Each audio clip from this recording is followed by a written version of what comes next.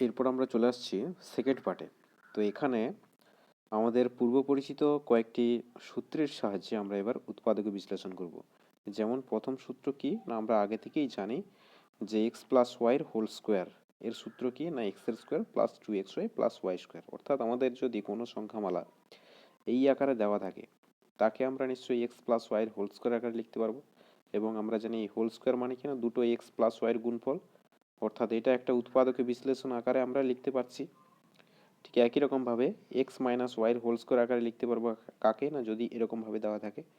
এবং যদি এইভাবে দেওয়া থাকে এক্স এর স্কোয়ার মাইনাস ওয়াই স্কোয়ার, তাকে আমরা এইভাবে উৎপাদকের আকারে লিখতে পারি। সরি, এখানে ওয়াই হবে x plus y into x minus y. তাহলে দেখো, স্কোয়ারের যে সূত্রগুলো আমরা জেনেছিলাম সেগুলোর মধ্যে উৎপাদকে বিশ্লেষণের জন্য আমরা এই তিনটে সূত্র ব্যবহার করতে পারি। একটা হচ্ছে কি এক্স প্লাস ওয়াইয়ের হোল স্কোয়ার, সেটা নিজেই একটা উৎপাদকে বিশ্লেষণ, তার বিস্তৃত আকার যেটা সেইভাবে আমাদের যদি দেওয়া থাকে তাকে আমরা এইভাবে লিখতে পারবো। দ্বিতীয়ত এক্স মাইনাস ওয়াইয়ের হোল স্কোয়ারের সূত্র, তার বিস্তৃত আকার যদি দেওয়া থাকে, এটা হচ্ছে উৎপাদকে বিশ্লেষণ আকার। এবং এক্স এর স্কোয়ার মাইনাস ওয়াই স্কোয়ার এই আকারে যদি দেওয়া থাকে তার উৎপাদক বিশ্লেষণ আকার হচ্ছে এটা। এবার এই তিনটে সূত্র কাজে লাগিয়ে আমরা কয়েকটি সমস্যার সমাধান করার চেষ্টা করব।